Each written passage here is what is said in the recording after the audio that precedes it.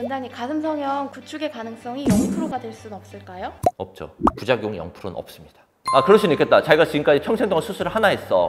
근데 그 사람 구축이 안 생겼어. 0%는 맞아. 많이 안 했나 보다, 야.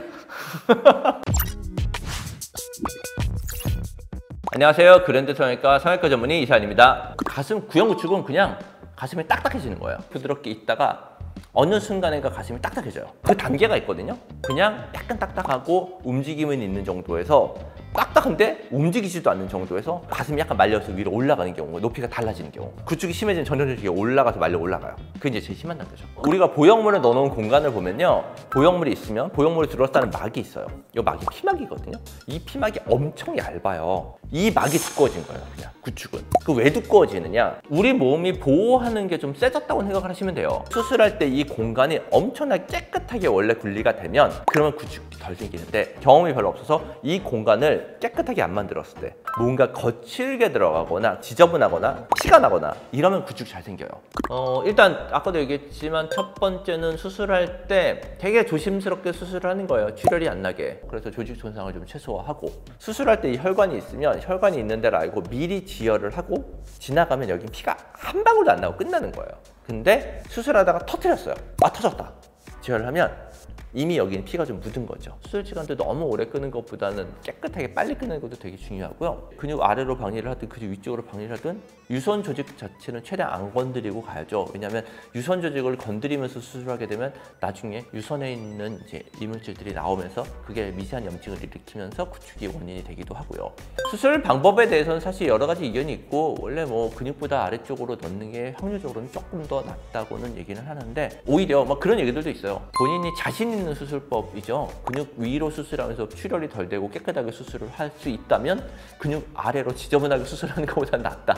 유륜 절개를 했었을 때는 아무래도 유륜 주변에 유선이 있기 때문에 유선으로 인해서 미세한 염증이 생길 가능성은 약간 높아지긴 해요. 겨드랑이 절개와 밑선 절개는 사실 거의 비슷하긴 한데, 겨드랑이 절개가 밑선 절개보다는 공간을 조금 더 열어야 돼요. 이 가슴 요 윗부분이 공간이 겨드랑이로 했었을 때는 열려야 보형물이 들어갈 공간이 생기기 때문에, 공간이 조금 더 열려 있으면 출혈이 조금 더 많을 가능성이 생기고, 그것 때문에 구축이 생길 확률이 조금 더 생기기는 하죠. 수술을 하면서 안쪽에 구형 구축이 덜 생기도록 하는 용액들이 있어요. 깨끗하게 씻어내면서 수술을 하고, 보형물이 피부 표면에 안 닿게 넣는 게 되게 중요해요. 우리가 소독을 다 하지만 피부 표면에는 약간의 균들이 있거든요.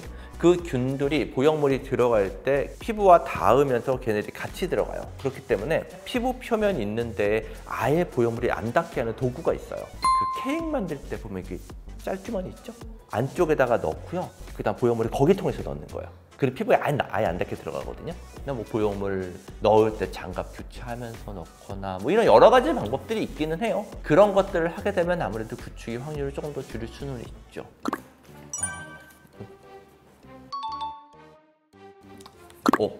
10년 지나 구축 오신 분들도 있었고요. 되게 뒤에 오는 경우가 있어요. 사실 대부분 보형물 손상이었던 경우 되게 많아요. 잘 지내고 있다가 보형물이 터져서 뭔가 공간으로 새어나오니까 걔를 둘러싸기 위한 새로운 막이 생긴 거죠. 구축이 생길 만한 컨디션이 생긴 거예요.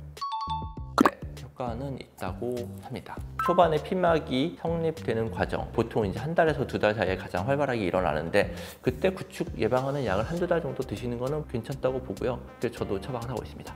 와, 이건 애매한데, 요즘은 사실 별 효과 없다고 하는 경우가 대부분이죠. 수술 방법 자체가 마사지를 통해서 공간을 더 만들 필요는 없어요. 이미 굉장히 깨끗하게 공간을 만들어 놨고요. 오히려 마사지를 괜히 눌렀다가 피나거나 이러면서 문제가 되는 경우도 있기 때문에 요즘은 마사지에 대해서 대부분 좀 부정적인 입장을 갖고 있는 건데, 저 환자분들한테 막 적극적으로 마사지 하라고는 안 하는데, 샤워할 때, 그때 몸 본인이 따뜻할 때 이럴 때 스트레칭 하거나 이렇게 눌러주는 정도로 가볍게 하는 거는 저는 괜찮다고 얘기를 해요. 구축의 효과라고 보긴 뭐하지만 근육통이라고 얘기를 해야 되나, 이게 조금 근육이 뭉친다는 느낌이라고 얘기를 해야 되나, 본인이 그것 때문에 불편하신 분들 제법 있거든요.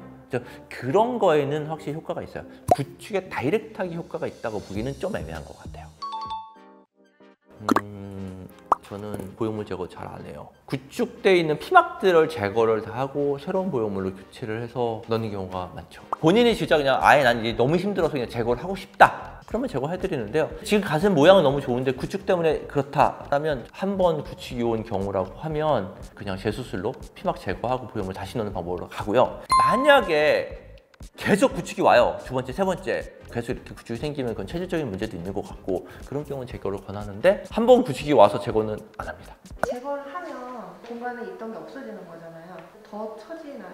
아, 그거는 무조건 처져요. 전보다 더 처집니다. 그리고 가슴 윗부분이 꺼져 보여요. 보형물이 오랫동안 있었던 기간이면 더 심하겠죠. 피부가 늘어나 있었으니까요. 크다고 해서 뭐 그런 건 별로 없는 것 같고, 크면 공간을 너무 크게 만들어서 피가 더 나기 때문에라고 억지로 갖다 붙일 수는 있겠지만 보형물 자체가 크다고 해서 구축이 더 오진 않아요. 가슴 감각이 좀 떨어질 수 있어요. 보형물이 크면 바깥에 있는 신경을 누르기 때문에.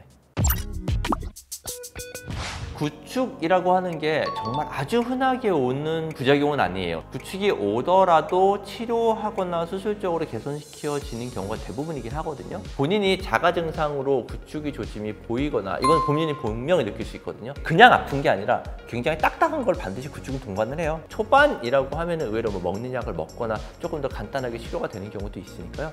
한번 수술하신 병원에서 꼭 체크를 받아보시길 권유합니다.